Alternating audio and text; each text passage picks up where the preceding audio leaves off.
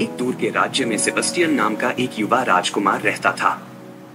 वह एक बहादुर, दयालु और महान राजकुमार था, जिसे अपने घोड़े की सवारी करना, जंगल में शिकार करना और किसी भी तरह से अपने लोगों की मदद करना पसंद था। उसकी सभी प्रजा उससे प्यार करती थी, जो उसकी ताकत और वीरता और उसके बुद्धिमान निर्णयों की प्रशंसा करती थी, जिसने राज्य को समृद्ध और खुशहाल बना दिया था। एक दिन जब सेबेस्टियन जंगल में अपने वफादार शिकारी कुत्ते के साथ शिकार कर रहा था, उसकी नजर एक अजीब प्राणी पर पड़ी। यह एक छोटा, नाजुक प्राणी था जिसके पंख हीरे की तरह चमकते थे और यह सूरज की रोशनी में चमकता था। प्राणी डरा हुआ था और ऐसा लग रहा था कि उसे चोट लगी है, इसलिए सेबेस्टियन धीरे धीरे उसके पास आया, उसे डराने की कोशिश नहीं कर रहा था। कृपया डरो मत, सेबेस्टियन ने अपना हाथ बढ़ाते हुए कहा। मैं तुम्हें चोट नहीं पहुंचाऊंगा। आप यहाँ पर क्या कर रहे हैं? प्राणी ने बड़ी अश्रुपूर्ण आंखों से उसकी ओर देखा और कहा, मैं एक परी हूँ और मैं रास्ता भटक गई हूँ। मैं परियों की रानी से मदद मांगने के लिए उसके पास उड़ रही थी, लेकिन मैं जंगल में खो गई। मुझे डर है कि मुझे कभी वापसी का रास्ता नहीं मिलेगा।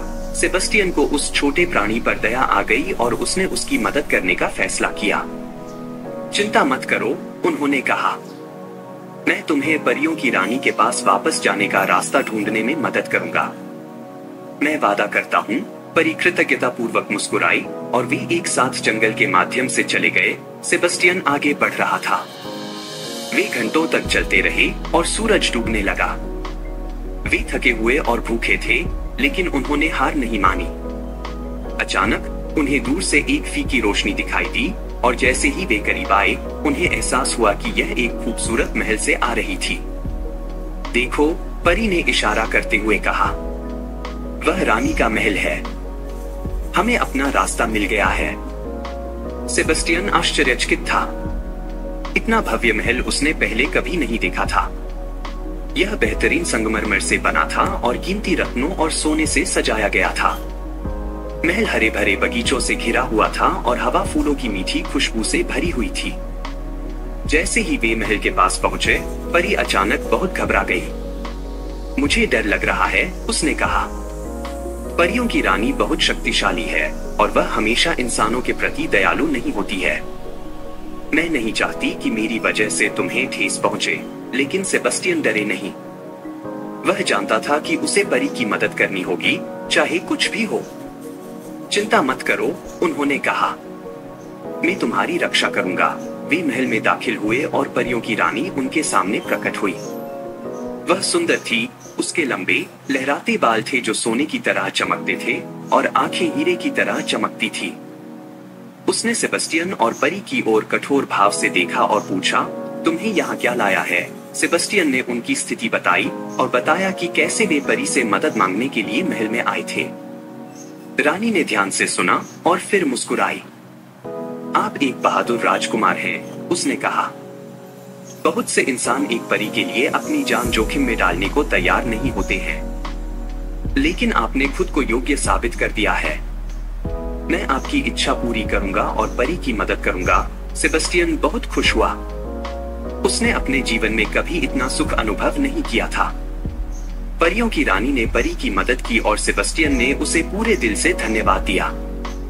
जैसे ही वे महल से बाहर निकले, परी सेबेस्टियन की ओर मुड़ी और बोली, मेरी मदद करने के लिए धन्यवाद।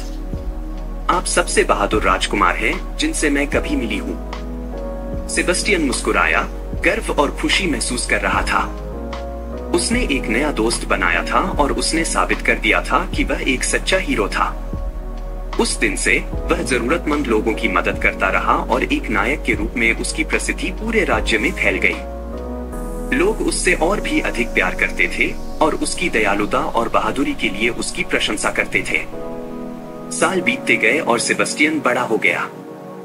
उसने बुद्धि और न्याय के साथ राज्य पर शासन किया और उसकी प्रजा समृद्ध हुई। एक दिन उसकी मुलाकात पड़ोसी राज्य की एक खूबसूरत राजकुमारी से हुई और उनमें प्यार हो गया। एक भव्य समारोह में उनका विवाह हुआ और राज्य में खुशियां मनाई गईं। सेबेस्टियन और राजकुमारी हमेशा खुशी से रहते थे और एक दूसरे के लिए उनका प्यार कभी कम नहीं हुआ।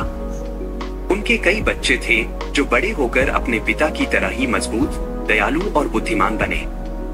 और वह परी जिसकी सेबेस्टियन ने इतने वर्षों पहले मदद की थी, वह परियों की रानी की एक विश्वसनीय सलाहकार बन गई और वह हमेशा उस बहादुर राजकुमार को याद करती थी जिसने उसे घर वापस आने का रास्ता खोजने में मदद की थी। वह अक्सर सेबेस्टियन और उसके परिवार से मिलने जाती थी और वे एक साथ बैठते थे और अपने कारनामों के बारे में बात करते थे। और इसलिए प्रिंस सेबेस्टियन की किंवदंती जीवित रही, जो आने वाली पीढ़ियों को प्रेरित करती है और हमें याद दिलाती है कि सच्ची बहादुरी शक्ति या शक्ति से नहीं, बल्कि एक दयालु और करुणामय हृदय से आती है।